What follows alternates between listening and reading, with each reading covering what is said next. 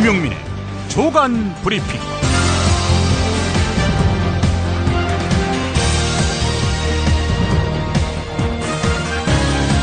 2016년 3월 9일 수요일입니다. 새누리당 내의 대표적인 친박 정치인인 윤상현 의원이 살생부 파문이 터진 날에 김무성 대표를 쳐야 한다, 이런 취지로 말한 녹음이 공개됐습니다. 정가에 큰 파장을 낳고 있는 것은 당연합니다.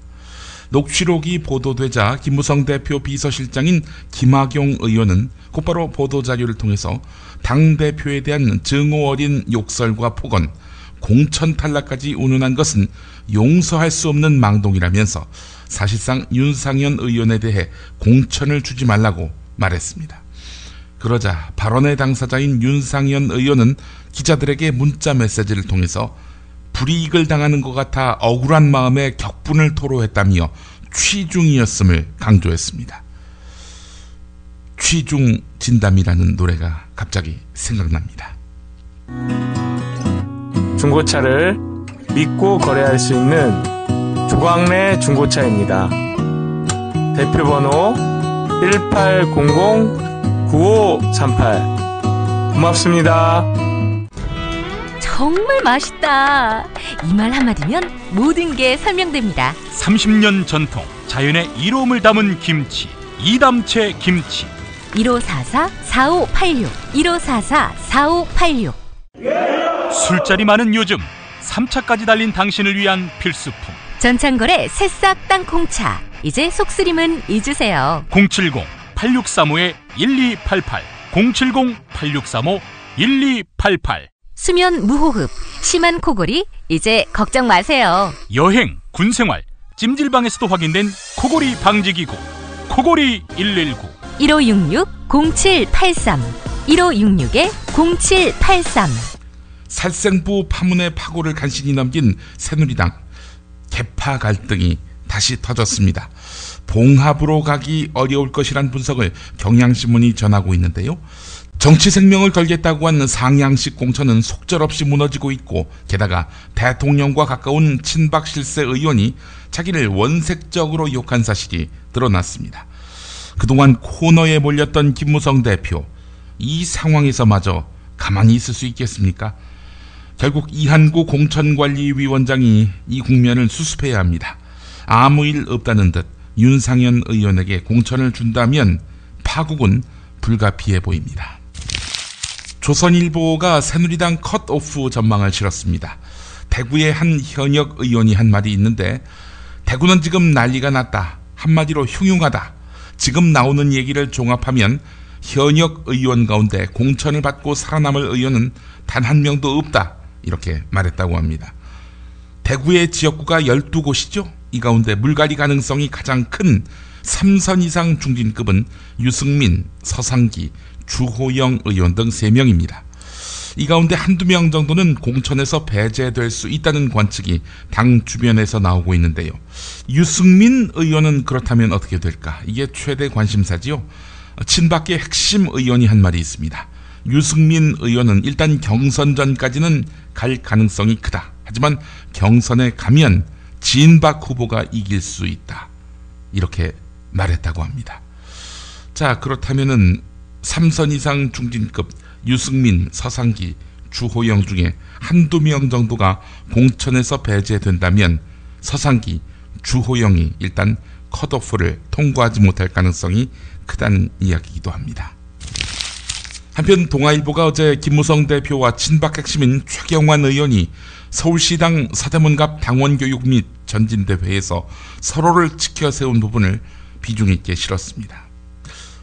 이 박근혜 정권의 최고 힘있는 사람입니다, 이렇게 김무성 대표가 최경환 의원을 추켜세웠고, 최경환 의원도 김 대표가 총선 승리를 진두지휘하느라 애를 많이 쓰고 있는데 경제 전망을 경제 전문가인 나보다 더 잘합니다, 이렇게 말했다고 합니다. 경제부총리를 하면서 나라 경제를 결단냈다는 평가를 받고 있는 최경환 의원이 스스로 경제 전문가를 자처했네요. 저는 이게 더 재밌습니다. 친박 비박 진영 간의 극한 갈등 속에 이루어진 묘한 만남, 묘한 축혀 세우기입니다.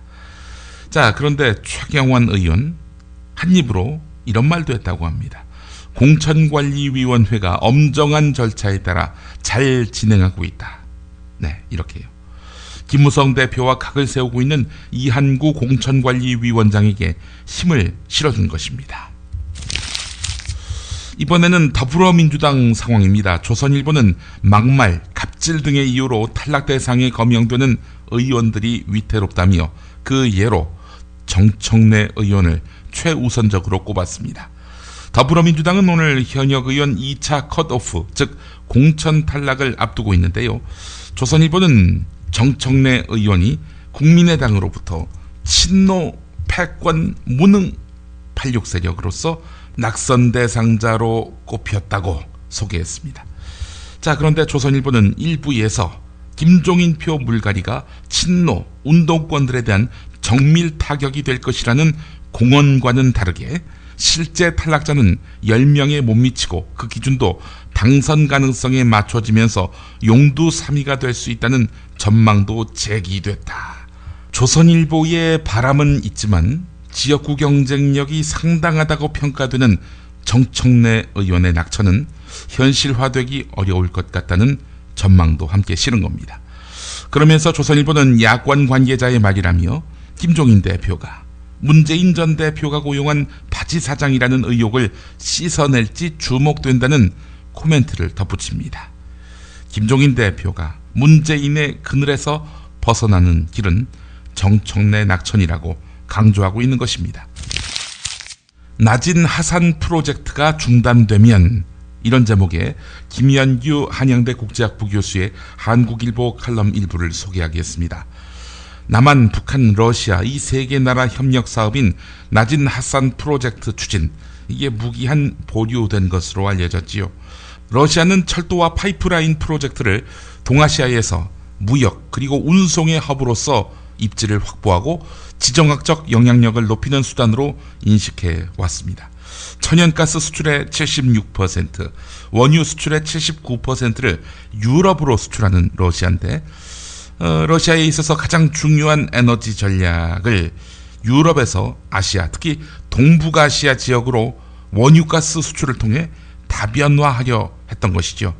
그런데 이걸 안 하겠다고 하면 북한이 무슨 타격을 입을 것이며 러시아는 혀를 차지 않겠습니까? 참 경우 없는 나라다, 이러면서 말입니다. 한겨레가 일면 머릿 기사로 다룬 사안입니다. 그대로 읽어보겠습니다. 국민의 절반 이상이 반대하는 테러 방지법을 힘으로 밀어붙인 정부 여당이 이번엔 북한의 해킹 우려 등을 내세워 사이버 테러 방지법의 국회 처리를 전방위로 압박하고 있다.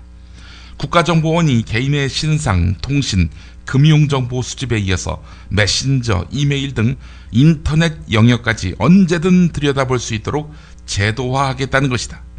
전문가들은 사이버 테러 방지법이 실제 사이버 테러 예방에는 실효성이 없이 국정원이 온라인상에서도 무소불위의 정보 접근권을 갖게 돼 국민의 사생활과 기본권을 심각하게 침해할 우려가 크다고 지적하고 있다. 이런 내용입니다. 국정원은 왜 이럴까요? 국정원은 지난달 청와대와 새누리당에다가 김정은 북한 노동당 제1비서가 사이버 테러 역량을 결집하라고 지시했고, 이에 북한 정찰총국 등이 준비하고 있다, 이렇게 보고했습니다. 정부 고위급 인사들의 스마트폰이 털리고 시민 수천만 명에 영향을 줄 수 있는 해킹 공격이 이루어졌다는 시점은, 그런데 국정원이 사이버 위기 경보를 격상하고 대남 공작을 총괄하는 정찰총국의 동태까지 파악하고 있던 때였습니다. 그러니까 알면서도 당했다, 이런 얘기지요. 하지만 해킹 당했다는 기관들의 보안 시스템과 프로그램, 정보통신망은 지금도 규정에 따라서 모두 국정원이 실시하는 보안 적합성과 암호 검증을 통과해야만 합니다. 이번 해킹을 막지 못한 원인이 본인들의 무능력이 아니라 사이버 테러 방지법이 없어서라니. 글쎄요, 목적을 위해 명분을 날조하는 집단에게 권한을 줄 필요 있을까요? 게다가 무능하기까지 한데. 큰 리스크가 될 뿐이다라는 지적을 안 할 수가 없겠습니다. 우리 좋은 집에서 살자. 어디다 맡기지요? 목조주택 시공팀장들이 함께 만든 희망주택 건축협동조합이 있습니다. hmcoob.co.kr 1800-8507입니다. 재미있는 쇼핑몰. 그런데 실생활에 굉장히 유용한 쇼핑몰. 재미월드입니다. 어떤 제품이 있는지 궁금하시죠? 검색창에서 재미월드를 입력하세요. 재미월드. 참치의 맛은 좋은 참치가 좌우합니다. 구이동 대양 참치가 그렇습니다. 무한 리필에 더한 무한 감동. 직접 경험해보세요. 구이동 대양 참치 02-455-8087. 여러분 안녕하십니까? 당선 뉴스의 배두성입니다. 이번 선거를 맞이하여 당선로고송닷컴에서는 업계 최초로 후불제 로고송 제작을 선언하였습니다. 하하, 후불제라 정말 파격적인데요. 자세한 내용은 당선로고송닷컴을 확인해보세요. 이상 배두성이었습니다. 하하. 당선로고송닷컴. 한우 사고를 집어넣고 24시간 팔팔 끓인 곰탕. 연지연 곰탕. 어린이부터 노인까지 누구나 좋아하는 건강식 연지연 곰탕. 택배로 신청하시려면 010-7252-1114. 조작하는 것은 국정원만이 아니네요. 국정원에 비할 바는 아니지만 취업준비생 최모 씨 이야기가 조선일보에 실렸습니다.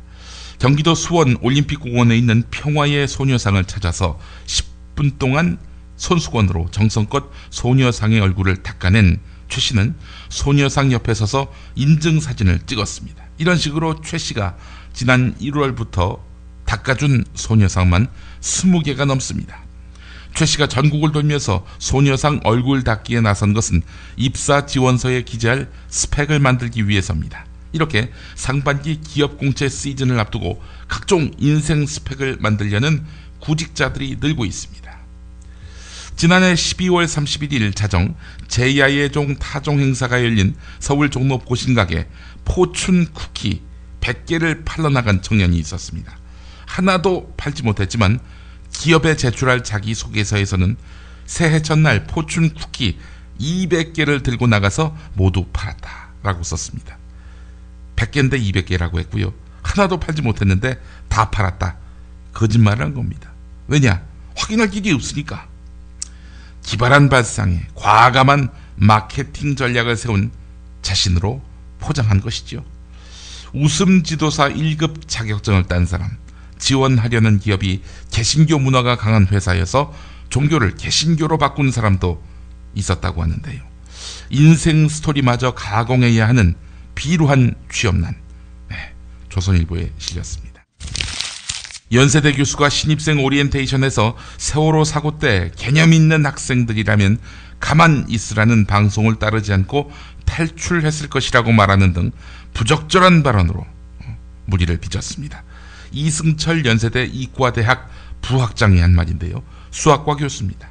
남자가 담배를 피우는 것도 별로지만 여자는 꼭 담배를 끊기를 추천한다. 남자의 정자는 매번 신선하게 생산되지만 여자의 난자는 태어날 때 딱 정해진다.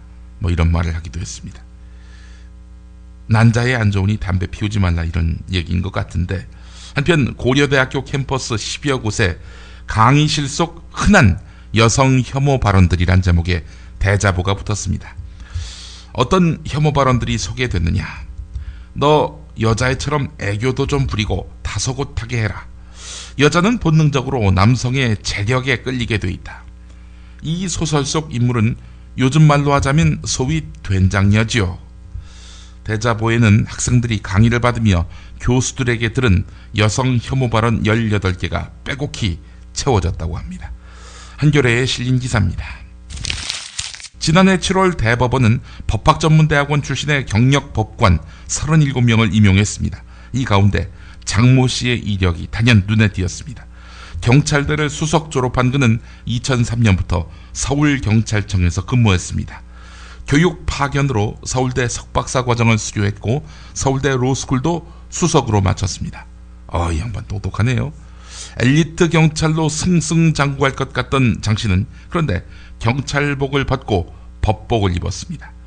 직업 선택의 자유는 헌법에 보장돼 있지만 학비부터 품위 유지비까지 세금을 들여서 양성한 우수인재 아닙니까? 이처럼 사법시험에 합격한 경찰대 출신 경찰관이 썰물처럼 빠져나가는 이른바 경찰대 엑소더스 현상이 10년 넘게 이어지고 있다고 국민일보가 보도했습니다. 먹튀도 문제지만 경찰을 희망 없는 조직으로 만든 문화도 문제 아닐까요? 언론인 김선주 씨가 한겨레에 실은 칼럼입니다. 김선주 씨는 이세돌과 알파고의 대결에 가장 관심이 많다고 말했는데요. 1000년에 걸쳐 쌓고 쌓아 간직한 인간의 지식을 4주 만에 습득하고 저장된 정보를 연산만 하는 것이 아니라 인간이 생각하는 것처럼 스스로 판단하고 학습하는 기술을 장착한 알파고. 두렵기도 하고 기대되기도 한다. 그런데 공상과학 영화에서처럼 인간이 만들어낸 기계가 인간이 제어할 수 없는 지경에 이르는 것이 필연적이라면, 그러니까 기계가 인간을 지배하고 장악하는 그런 세상이 올 것에 대한 두려움을 표시하고 있는 거지요. 알파고가 승리하는 것에 대해 재앙이다, 비극이다 말하는 사람도 있지만 혁명적인 결과를 가져올 것이라는 관측도 있다. 사회적 난제들을 해결할 가능성을 볼 것이라는 견해도 나오고 있다. 그러나 아는 것이 많아지고 지식의 습득이 손가락 하나로 편하게 이루어지고 모든 뉴스를 동시에 공유하는 세상이 됐지만 그것이 인간의 문제, 지구적 난제들을 어떻게 효과적으로 타결해가고 전쟁을 피하고 평화를 추구하고 불평등과 증오를 해소하는 지구적, 인류적 합의를 이끌어내는 데 기여했는지는 들은 바 없다. 네, 그렇습니다. 네, 이런 지구적 난제를 알파고가 과연 해결해 줄 수 있을지, 해결해 줄 가능성을 보여줄 수 있을지, 네, 세기의 실험 개봉박도입니다. 내가 창업한 기업에서 내 동의도 없이 어떻게 이런 미친 짓을 누구의 지시로 했단 말인가. 어제 아침 서울 소공동 롯데호텔 34층 집무실 신격호 롯데그룹 총괄 회장이 자기가 롯데제과 등기 이사에서 물러날 것이라는 소식을 전한 언론 보도를 보고받고 도저히 용서할 수 없다며 경로했다고 합니다. SDJ 코퍼레이션 관계자가 한국일보 기자에게 알려준 이야기인데요. SDJ, 이건 신동주의 영문 이니셜 약자지요. 현재 신동빈 롯데그룹 회장의 형입니다. 형은 아버지와 함께 신동빈 회장과 맞서고 있습니다. 신격호 회장이 경로했다는 시그널은 아버지와 형의 연합군이 동생을 상대로 대반격을 예고한 셈이라 하겠습니다.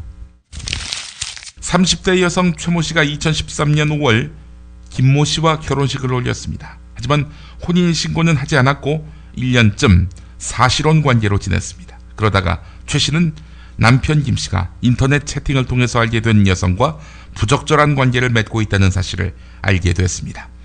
보다 못한 최 씨가 남편의 내연녀를 상대로 법적 대응에 나섰는데요. 우선 작년 7월 구청에 찾아가서 혼인신고부터 했습니다. 자, 그런데 내연녀는 총각인 줄 알았다. 또 발각될 당시에는 혼인신고가 안 된 피차 미혼 상태 아니었냐 라고 말했는데 이 소송에서 누가 이겼을까요? 소송을 제기한 여성이 승소했습니다. 남편과 내연녀가 진 것입니다. 결혼식 올린 것, 사진 찍은 것, 친인척과 왕래한 것, 네, 이런 것들이 다 사실혼을 입증하는 증거라고 하는군요. 조선일보 보도였습니다.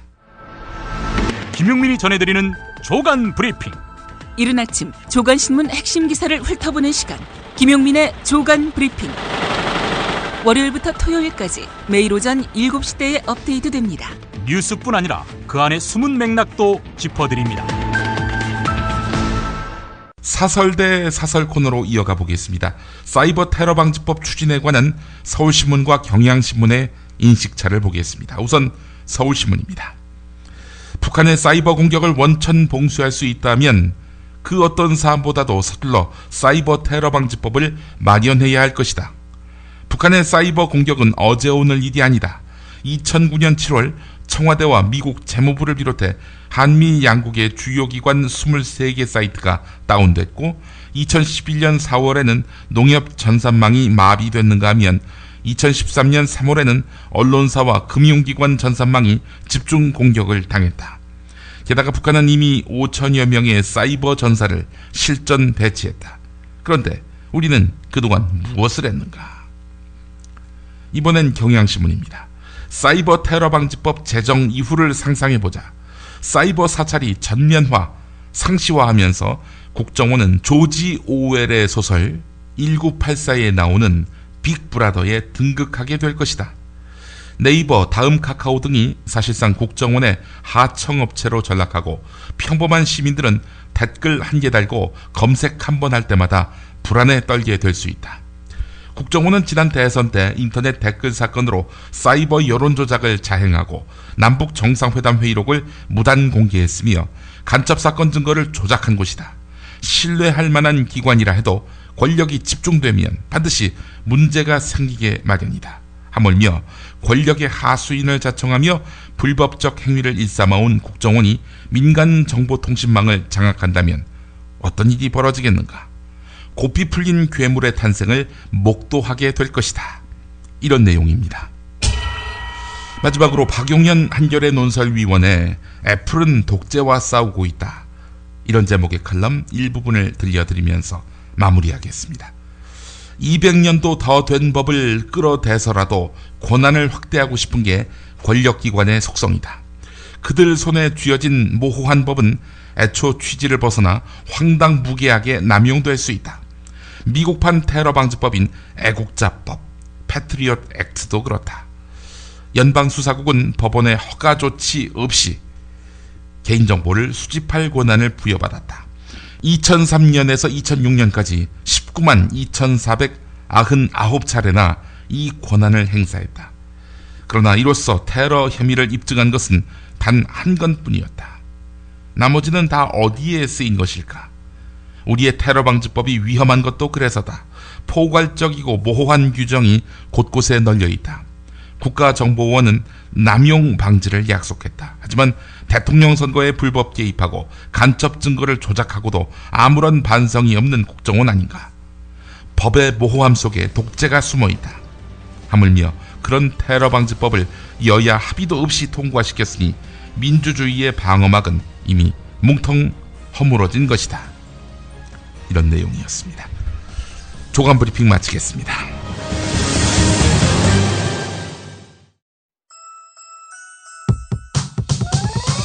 이번 방송 괜찮았나요? 작별의 여운 이렇게 표시해주세요. 다운로드하기, 댓글 달기, 구독하기, 별점 주기. 더 좋은 방송 만들어달라는 약속 이렇게 응원해주세요. 다운로드하기, 댓글 달기, 구독하기, 별점 주기. 기억하셨죠? 다운로드하기, 댓글 달기, 구독하기, 별점 주기.